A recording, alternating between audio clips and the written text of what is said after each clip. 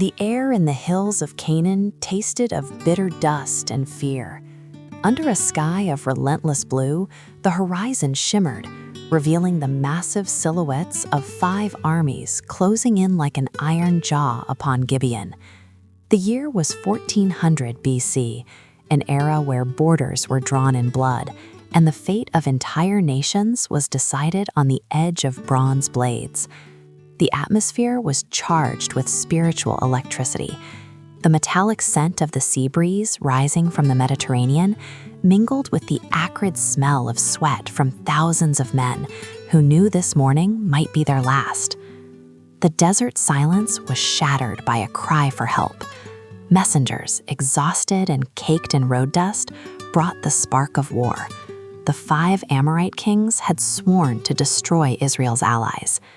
The question hanging over the camp at Gilgal was brutal. How could they cross miles of steep, hostile terrain in time to prevent a massacre? But Joshua was no ordinary leader. Driven by a force that transcended military logic, he ordered the march. Under the shroud of a starless night, the feet of the Hebrew warriors became a single drum beating against the rock.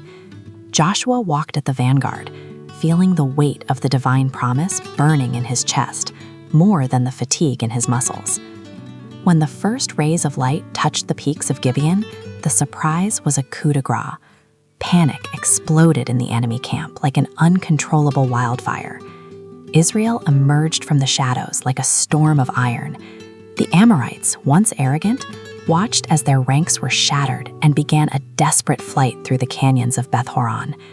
It seemed a guaranteed victory, but the rugged terrain was a treacherous hiding place. Joshua watched the mountain shadows lengthen, realizing with anguish that time was slipping through his fingers.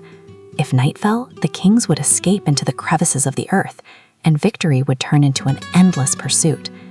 The tension reached a breaking point when the sky changed color. The blue gave way to a deep violet gray, and the air suddenly turned cold. What seemed to be the end of the day was in fact supernatural intervention. Massive hailstones began to plummet from the sky, crushing the fugitives with surgical precision. Yet time continued its inexorable march toward twilight. It was at that moment, amidst the chaos of the hail and the glint of swords, that Joshua understood human strategy had reached its limit. He didn't need more swords. He needed to master the clock of creation. With his eyes fixed on the sun that was already kissing the horizon, he cried out with an authority that made the universe itself tremble. Sun, stand still over Gibeon, and you, moon, over the valley of Ayalon. What followed defied the laws of physics and the memory of man. The sun, like an obedient sentinel, halted its descent. The moon stood still in the silver sky. Time froze while the battle raged. For nearly an entire day, the light refused to die, illuminating every corner where the enemy tried to hide. Under that miraculous glow, the power of the 5 kings was disintegrated. Only when the last oppressor fell did the sun resume its journey, plunging the world into a darkness that finally brought peace. Joshua looked out over the battlefield, knowing that the victory had been won not just by legs that marched or arms that fought, but by a voice that had the courage to ask for the impossible. The caves of Makkedah became the tomb of a proud coalition, leaving for history the proof that under the light of purpose, even time itself bows.